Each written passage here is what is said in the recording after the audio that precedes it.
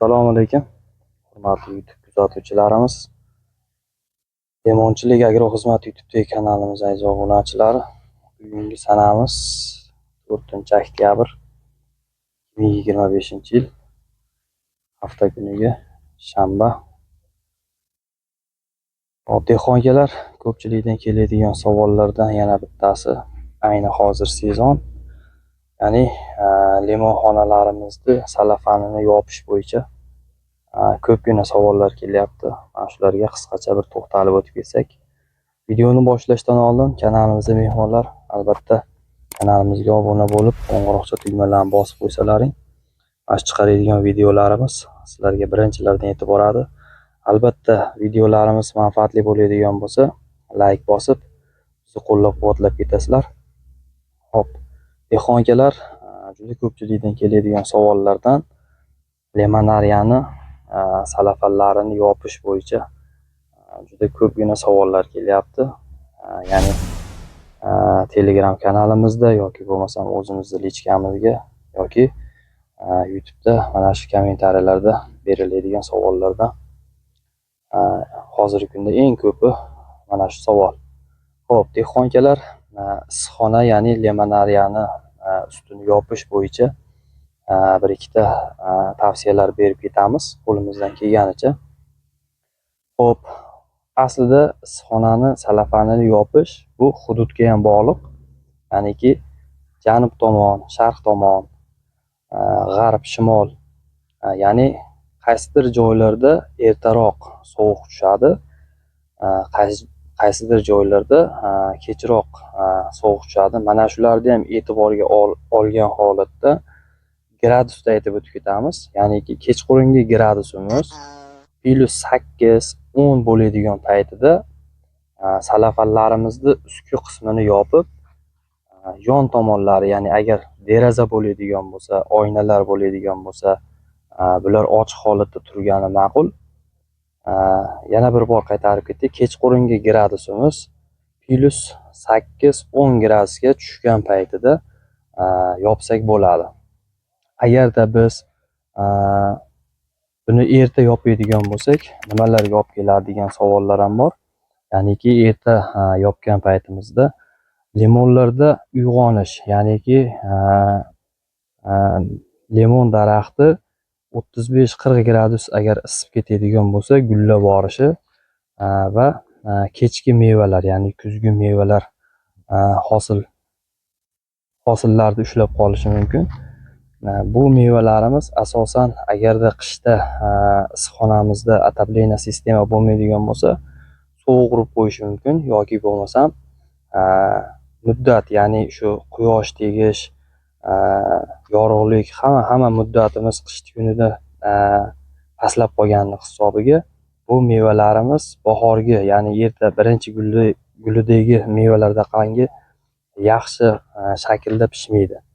Ya'niki mana erta bahordan boshlab to shu noyabrgacha bo'ladigan bo'lsa, yorug'lik miqdori, issiqlik miqdori va namlik hammasi joyida bo'lgani hisobiga chiroyli holatda pishadi. Lekin buni agar biz erta yopib qo'yib, dimlab qo'yadigan bo'lsak, limonlarimiz ko'p gullab borishi mumkin. Bu gullarni dehqonlar olib tashlashni tavsiya beramiz. Ya'niki hozirgi guli bizga kerak emas. Ya'ni hozirgi kunda o'zi mevamiz hali pishgani yo'q. E'tiborni bunga ham qaratyapti hozir daraxt. Shuning uchun mana gullarini terib olib tashlagan ma'qulroq. Ya'ni kechki kuzgi gullari bular. Xo'p, shuning uchun dehqonlar kechqurungi graduslarimiz +8-10 bo'ladigan bo'lsa, faqatgina ustki qismini, mana shu hozir bizda yarmi ochiq holatda turibdi, lekin yigitlar narigi tomondan yopib kelyapti. Biz ham mana shu qishga tayyorgarlik ko'ryapmiz. Sababi qanaqangi ob-havo qanaqa kelishini hech kim oldindan aytib bera olmaydi. Katta joy bo'lgani uchun ustki qismini yopib qo'yapmiz hozir. Lekin yon tomonlarimiz, mana bu yon tomonlarimiz ochiq holatda turadi. Keyinchalik buni shu gradusda, ya'ni ob-havoni holatiga qarab turib yon tomonlarimizni ham sekin astalik bilan yopib boramiz. Sizlarga mana shu narsani tavsiya beramiz. Erta yopib qo'yish yoki bo'lmasam dimlab qo'yish, bu limonlarda gullavorish holatlari ko'p bo'ladigan bo'lsa, erta dimlab qo'yish bu zamburug'li kasalliklarni ham qo'zg'atishga olib keladi. Xo'p, dehqonlar, limonlarimizni yopishdan oldin, ya'ni plan qilamiz. Ertaga yopamiz degan plan bo'ladi.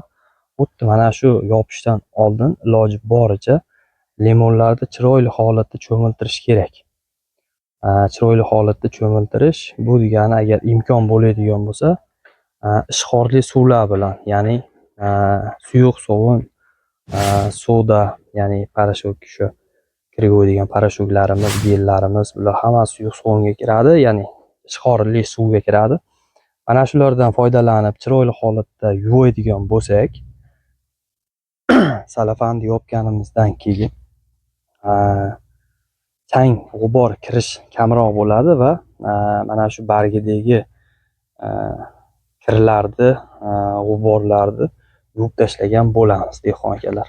Shuning uchun biz tavsiya beramizki, salafanni yopishdan oldin limonlarni chiroyli cho'miltirib olish kerak. Xo'p, endi salafanlarga to'xtaladigan bo'lsak, salafanlarimizda hozir har xil razmerlari bor, ya'ni qalinlikda yupqa. Ko'pchilik 01, 08, 09 salafanlardan foydalanadi. Yaxshi salafandan, ya'ni garantiyasi yaxshi salafandan yopishlaringni tavsiya beramiz. Kimga qanaqa, kimgadir Turkiyaniki, kimgadir Xitoyniki, kimgadir koreyski salafanlar. Bu o'zingizni o'sha ishlatib yurgan tajribangizga qarab turib salafanlardan foydalansangiz bo'ladi. Agarda salafanlarimiz shu srogi, ya'ni 3 yillik, 4 yillik bo'lib qolgan bo'lsa, sizlarga tavsiya berardim. Tavakkal qilib, uni yirtig'i, boshqasi ko'payib ketgan bo'lsa, tavakkal qilib yopishni maslahat bermasdim.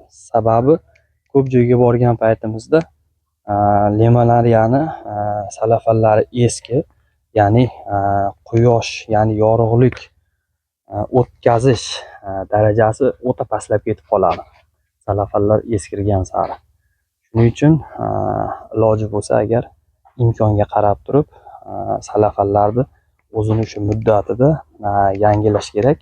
Bu ham mana shu quyosh nurini o'tkazishi yoki yorug'likni shu me'yorda o'tkazib berishni ta'minlagan bo'lamiz. Keyin shu eski salafanlarni ko'p joyga borgan paytimizda shu skotchlab yopiladi. Endi imkonga qarab turib dehqonlar, mana shuni shu vaqt kelgan paytida yangilashlaringni so'rab qolardik. Xo'p, undan keyin termiz ham ob-havoni kelishiga qarab turib yopiladi. Ko'p joyda dehqonlar tepa qismini yopgandan keyin, mana biz bu tomonlarni mana sekin yopib kelyapmiz. Mana ko'rinadigan bo'lsa, tomonlar sekin yopib olinyapti. Ko'p joyda mana shu salafanni yopgandan keyin birato'la termizini ham yopib ketar ekan. Bu ham noto'g'ri narsa. Chunki kondensat, ya'ni terilash, ya'ni ichkaridagi namlik miqdori oshib ketib qoladi. Ya'ni salafanni yopgandan keyin bundan termiz qiladigan bo'lsak, birdaniga namlik me'yori ortib ketadi va zamburug'li kasalliklar va kondensat har doim bir joyga oqib chakki bo'lib turgani hisobiga ana shu joyda qish kunida sovuq urishi ham tezroq bo'lib qoladi, ya'ni sovuq tez urib qo'yadi. Mana shu har xil joylarda har xil yopadi, ya'ni kimdirlardir poxol tashlab yopadi, kimdirlardir poxolda arqon qilib eshib yopadi, kimdirlardir bakalashkadan. Bu endi o'zingizni shu tajribangizga qarab turib qilinadigan ishlar. Ya'niki ko'p joyda poxol bilan yopgan joylarni ham borib ko'rganmiz. O'ta qorong'u bo'lib ketadi.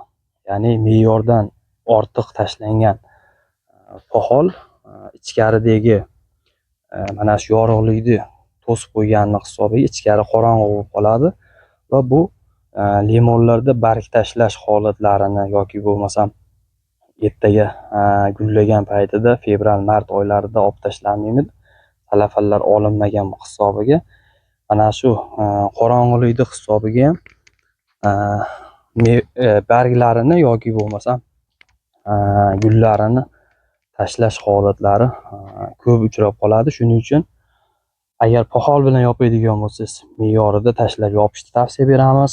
Salafanlar eskirgan bo'lsa bir qator nazorat qilib turib yana yopishni tavsiya beramiz. Sababi agarda bu misol uchun 4 yosh, 5 yosh, balki undan kattaroq limoningiz bo'ladigan bo'lsa, srogi o'tgan salafan, ya'ni